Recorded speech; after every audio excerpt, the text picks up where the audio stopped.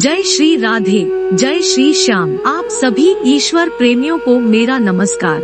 उम्मीद है ईश्वर की कृपा से आप सभी अच्छे और स्वस्थ होंगे। तो चलिए शुरू करते हैं हमारा आज का ये वीडियो, जो कि समर्पित है माँ संतोषी को, जिसमें आप सभी ईश्वर प्रेमी माँ संतोषी के व्रत की कथा, महत्व, नियम, व्रत विधि आदि समस्त बातों का श्रवण करेंगे। तो चलिए इस व्रत के महत्व और अन्य इससे जुड़ी अन्य बातों के बारे में, उनकी पावन कथा जिसे पढ़ने सुनने से ही आपके सारे कष्ट दूर हो जाते हैं। तो वीडियो को स्किप बिल्कुल न करे, पूरे सुने, ध्यान से सुने। जय माँ संतोषी। माँ संतोषी के शुक्रवार के व्रत का महत्व अत्यंत गहरा है। यह व्रत माता संतोषी माता की कृपा और आशीर्वाद को प्राप्त करने का मार्ग है। भक्त इस व्रत के द्वारा अपने जीवन में संतोष, सुख, समृद्धि और शांति की प्राप्ति करते हैं। इस व्रत के माध्यम से भक्त की आध्यात्मिकता और मनोबल बढ़ता है। व्रत का पालन करने से भक्त धैर्य, समर्पण और संतोष के गुणों को विकसित करते हैं। इस व्रत के द्वारा भक्त धार्मिकता,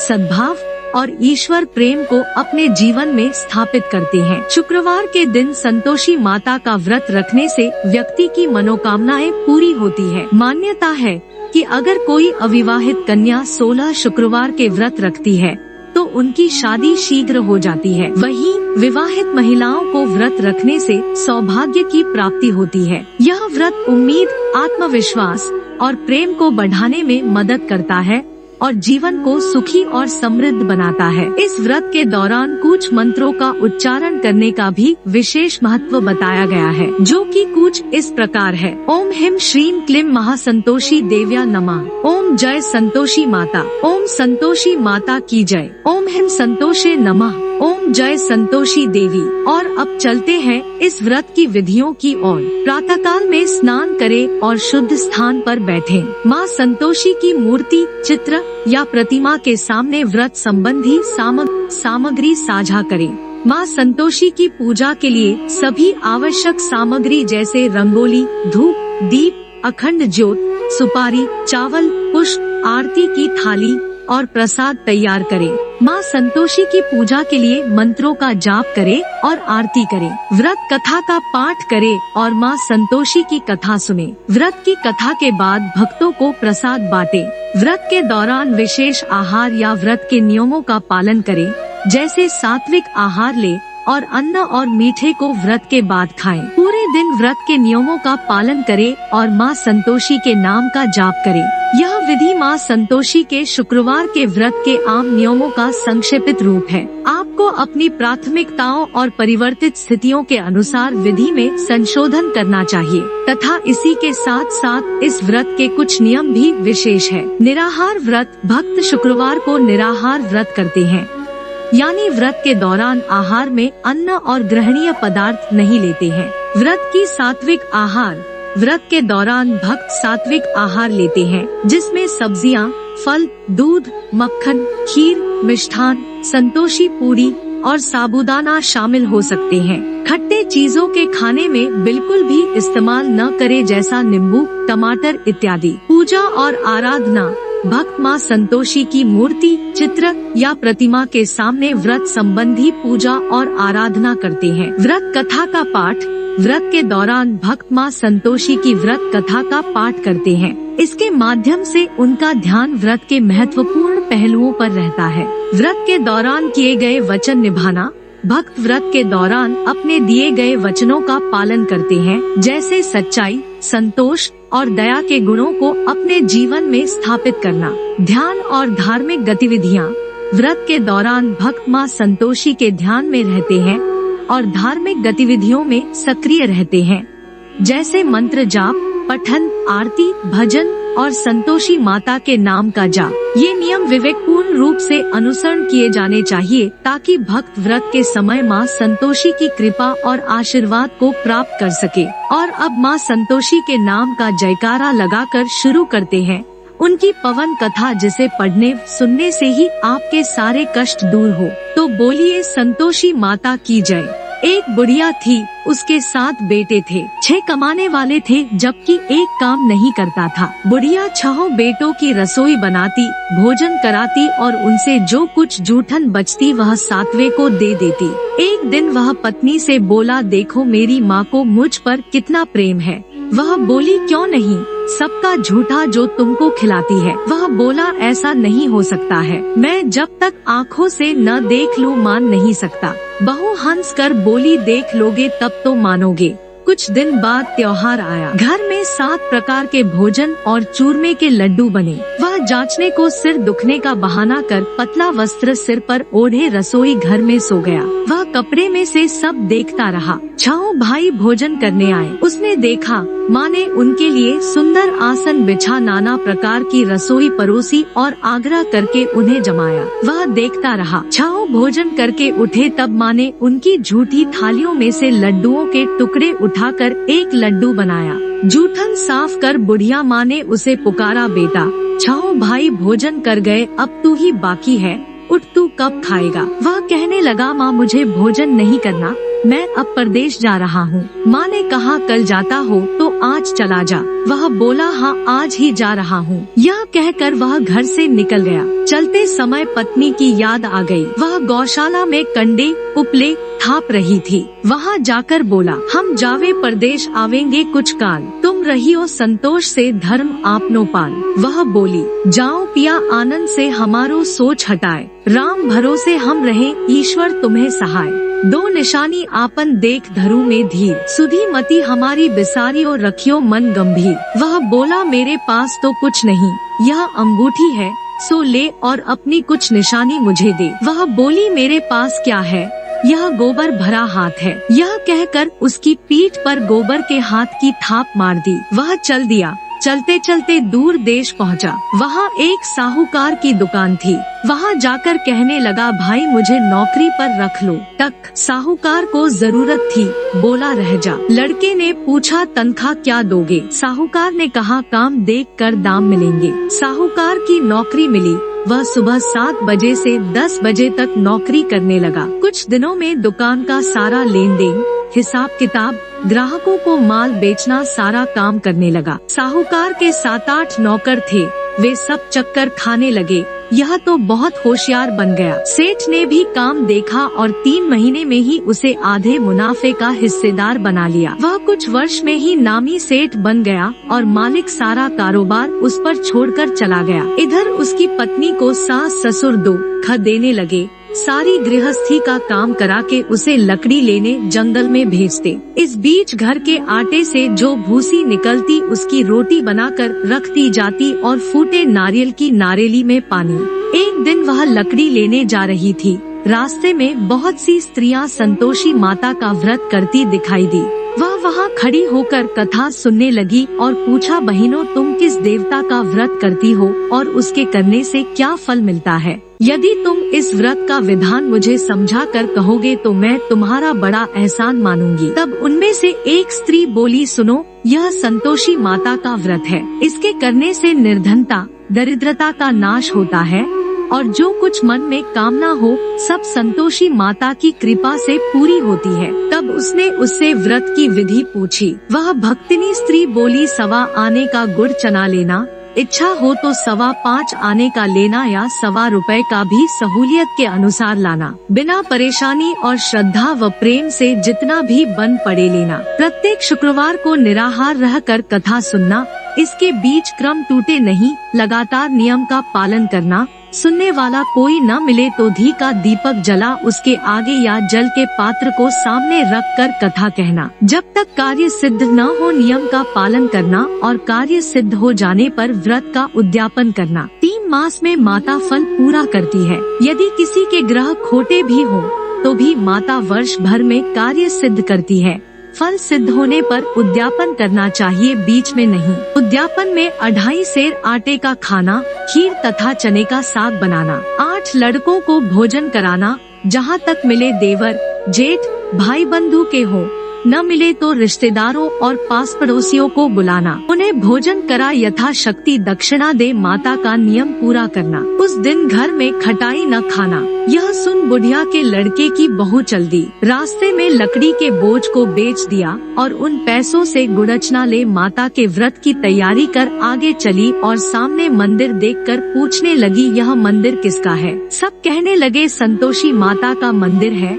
यह सुनकर माता के मंदिर में जाकर चरणों में लौटने लगी, विनती करने लगी, माँ मैं निपट अज्ञानी हूँ, व्रत के कुछ भी नियम नहीं जानती, मैं दुखी हूँ। हे माता जगत जननी मेरा दुख दूर कर, मैं तेरी शरण में हूँ। माता को दया आई। एक शुक्रवार बीता कि दूसरे को उसके पति का पत्र आया और तीसरे शुक्रवार को उसका भेजा हुआ पैसा आ पहुँचा। यह देख जेठ जेठानी मुँह सिकोड़े लगे, लड़के ताने देने लगे, काकी के पास पत्र आने लगे, रुपया आने लगा, अब तो काकी की खातिर बढ़ेगी। बेचारी सरलता से कहती, भैया कागज आवे रुपया आवे, हम सब के लिए अच्छा है। ऐसा कहकर आँखों में आंसू भरकर संतोषी माता के मंदिर में आ मातेश्वरी के चरणों में गिरकर रोने लगी, माँ मैंने तुमसे पैसा कब मांगा है? मुझे पैसे से क्या काम है? मुझे तो अपने सुहाग से काम है, मैं तो अपने स्वामी के दर्शन मांगती हूँ। तब माता ने प्रसन्न होकर कहा, जा बेटी तेरा स्वामी आएगा। यह सुनकर खुशी से बावली होकर घर में जा काम करने लगी। अब संतोषी माँ विचार करने लगी, इस भोली पुत्री को मैंने कह तो दिया कि तेरा पति आएगा, लेकिन कैसे? वह तो इसे स्वप्न में भी याद नहीं करता। उसे याद दिलाने को मुझे ही जाना पड़ेगा। इस तरह माता जी उस बुढ़िया के बेटे के पास जा स्वप्न में प्रकट हो कहने लगी, साहूकार के बेटे सो रहा है या जागता है? वह कहने लगा, माता सोता भी नहीं जागता भी नहीं हूँ, कहो क्या आ गया है? माँ कहने लगी, तेरे घर बार कुछ है कि नहीं? वह बोला, मेरे पास सब कुछ है, माँ बाप है, बहू है, क्या कमी है? माँ बोली, भोले पुत्र तेरी बहू घोर कष्ट उठा रही है, तेरे माँ बाप उसे परेशानी दे रहे हैं, वह तेरे लिए तरस रही है, तू उसकी सुध ले। वह बोला, हाँ माता जी यह तो मालूम है, परंतु जाऊं तो कैसे? परदेश की बात है, लेन देन का कोई हिसाब नहीं, कोई जाने का रास्ता नहीं आता, कैसे चला जाऊं? माँ कहने लगी, मेरी बात मान, सवेरे नहा धोकर संतोषी माता का नाम ले, घी का दीपक जला, दंडवत कर दुकान पर जा बैठ। देखते देखते सारा लेन देन चुक जाएगा, जमा का माल बिक जाएगा, सांझ होते होते धन का भारी ढेर लग जाएगा। अब बुढ़िया की बात मानकर वह नहा धोकर संतोषी माता को दंडवत घी का दीपक जला दुकान पर जा बैठा। थोड़ी देर में देने वाले रुपया लाने लगे, लेने वाले हिसाब लेने लगे। कोठे में भरे सामान के खरीदार नकद दाम दे सौदा करने लगे। शाम तक धन का भारी ढेर लग गया। मन में माता का नाम ले चमत्कार देख प्रसन्न हो घर ले जाने के वास्ते गहना कपड़ा सामान खरीदने लगा। यहाँ काम से निपट तुरंत घर को रवाना हुआ। उधर उसकी पत्नी जंगल में लकड़ी लेने जाती है। लौटते वक्त माताजी के मंदिर में विश्राम करती। वह तो उसके प्रतिदिन रुकने का जो स्थान ठहरा, धूल उड़ती देख वह माता से पूछती है, हे माता यह धूल कैसे उड़ रही है? माता कहती है, हे पुत्री तेरा पति आ रहा है, अब तू ऐसा कर लकड़ियों के 3 बोझ बना ले, एक नदी के किनारे रख और दूसरा मेरे मंदिर पर व तीसरा अपने सिर पर। तेरे पति को लकड़ियों का गट्ठर देख मोह पैदा होगा, वह यहाँ रुकेगा, नाश्तवानी खाकर माँ से मिलने जा। तेरे पति को लकड़ियों का गट्ठर देख मोह पैदा होगा, वह यहाँ रुकेगा, नाश्तवानी खाकर माँ से मिलने जाएगा। तब तू लकड़ियों का बोझ उठाकर जाना और चौक में गट्ठर डालकर जोर से आवाज लगाना, लो सासू जी लकड़ियों का गट्ठर लो, भूसी की रोटी दो, नारियल के खेपड़े में पानी दो, आज मेहमान कौन आया है। माताजी से बहुत अच्छा कहकर वह प्रसन्न मन से लकड़ियों के 3 गट्ठर बनाई, एक नदी के किनारे पर और एक माताजी के मंदिर पर रखा। इतने में मुसाफिर आ पहुँचा। सूखी लकड़ी देख उसकी इच्छा उत्पन्न हुई कि हम यहीं पर विश्राम करें और भोजन बनाकर खा पी कर गाँव जाएं। इसी तरह रुककर भोजन बना, विश्राम करके गाँव को गया। सबसे प्रेम से मिला। उसी समय सिर पर लकड़ी का गट्ठर लिए वह उतावली सी आती है। लकड़ियों का भारी बोझ आंगन में डालकर जोर से 3 आवाज देती है, लो सासू जी, लकड़ियों का गट्ठर लो, भूसी की रोटी दो। आज मेहमान कौन आया है? यह सुनकर उसकी सास बाहर आकर अपने दिए हुए कष्टों को भुलाने हेतु कहती है, बहू ऐसा क्यों कहती है? तेरा मालिक ही तो आया है। आ बैठ, मीठा भात खा, भोजन कर, कपड़े घने पहन। उसकी आवाज सुन उसका पति बाहर आता है। अंगूठी देख व्याकुल हो जाता है। माँ से पूछता है, माँ यह कौन है? माँ बोली, बेटा यह तेरी बहू है। जब से तू गया है तब से सारे गांव में भटकती फिरती है। घर का कामकाज कुछ करती नहीं, 4 पहर आकर खा जाती है। वह बोला, ठीक है माँ, मैंने इसे भी देखा और तुम्हें भी। अब दूसरे घर की ताली दो, उसमें रहूंगा। माँ बोली, ठीक है, जैसी तेरी मर्जी। तब वह दूसरे मकान की तीसरी मंजिल का कमरा खोल सारा सामान जमाया। एक दिन में राजा के महल जैसा ठाट बाट बन गया। अब क्या था? बहु सुख भोगने लगी। इतने में शुक्रवार आया। उसने पति से कहा, मुझे संतोषी माता के व्रत का उद्यापन करना है। पति बोला, खुशी से कर लो। वह उद्यापन की तैयारी करने लगी। जेठानी के लड़कों को भोजन के लिए कहने गई। उन्होंने मंजूर किया, परंतु पीछे से जेठानी ने अपने बच्चों को सिखाया, देखो भोजन के समय खटाई मांगना, जिससे उसका उद्यापन पूरा न हो। लड़के जीमने आए, खीर खाना पेट भर खाया, परंतु बाद में खाते ही कहने लगे, हमें खटाई दो, खीर खाना हमको नहीं भाता, देखकर अरुचि होती है। वह कहने लगी, भाई खटाई किसी को नहीं दी जाएगी, यह तो संतोषी माता का प्रसाद है। लड़के उठ खड़े हुए, बोले, पैसा लाओ। भोली बहू कुछ जानती नहीं थी, उन्हें पैसे दे दिए। लड़के उसी समय हट करके इमली खटाई ले खाने लगे। यह देखकर बहू पर माताजी ने कोप किया। राजा के दूत उसके पति को पकड़ कर ले गए। जेठ जेठानी मनमाने वचन कहने लगे, लूट लूट कर धन इकट्ठा कर लाया है, अब सब मालूम पड़ जाएगा जब जेल की मार खाएगा। बहू से यह सहन नहीं हुए। माँ संतोषी से मांगी माफी। रोती हुई माताजी के मंदिर गई, कहने लगी, है माता, तुमने क्या किया? हंसा कर अब भक्तों को रुलाने लगी। माता बोली, बेटी तूने उद्यापन करके मेरा व्रत भंग किया है। वह कहने लगी, माता मैंने कुछ अपराध किया है, मैंने तो भूल से लड़कों को पैसे दे दिए थे, मुझे क्षमा करो, मैं फिर तुम्हारा उद्यापन करूंगी। माँ बोली, अब भूल मत करना। वह कहती है, अब भूल नहीं होगी, अब बतलाओ वे कैसे आवेंगे? माँ बोली, जा पुत्री, तेरा पति तुझे रास्ते में आता मिलेगा। वह निकली, राह में पति आता मिला। वह पूछी, कहाँ गए थे? वह कहने लगा, इतना धन जो कमाया है उसका टैक्स राजा ने मांगा था, वह भरने गया था। वह प्रसन्न हो बोली, भला हुआ, अब घर को चलो। कुछ दिन बाद फिर शुक्रवार आया। फिर किया व्रत का उद्यापन। वह बोली, मुझे फिर माता का उद्यापन करना है। ने कहा, करो। बहू फिर जेठ के लड़कों को भोजन को कहने गई। जेठानी ने 1-2 बातें सुनाई और सब लड़कों को सिखाने लगी। तुम सब लोग पहले ही खटाई मांगना।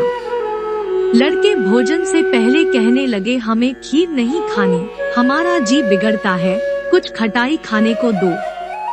वह बोली, खटाई किसी को नहीं मिलेगी, आना हो तो आओ। वह ब्राह्मण के लड़के लाकर भोजन कराने लगी। यथाशक्ति दक्षिणा की जगह 1-1 फल उन्हें दिया। संतोषी माता प्रसन्न हुई। संतोषी माता का फल। माता की कृपा होते ही 9वें मास में उसके चंद्रमा के समान सुंदर पुत्र प्राप्त हुआ। पुत्र को पाकर प्रतिदिन माता जी के मंदिर को जाने लगी। संतोषी माँ ने सोचा, यह रोज आती है, आज क्यों न इसके घर चलूं। यह विचार कर संतोषी माता जी ने भयानक रूप बनाया। गुड़चने से सना मुख, ऊपर सूंड के समान होठ, उस पर मक्खियां भिन भिन कर रही थी। देहली पर पैर रखते ही उसकी सास चिल्लाई, देखो रे, कोई चुड़ैल डाकिन चली आ रही है, लड़कों इसे भगाओ, नहीं तो किसी को खा जाएगी। लड़के भगाने लगे, चिल्लाकर खिड़की बंद करने लगे। बहू रोशनदान में से देख रही थी, प्रसन्नता से पगली बन चिल्लाने लगी, आज मेरी संतोषी माता मेरे घर आई है। वह बच्चे को दूध पीने से हटाती है। इतने में सास का क्रोध फट पड़ा।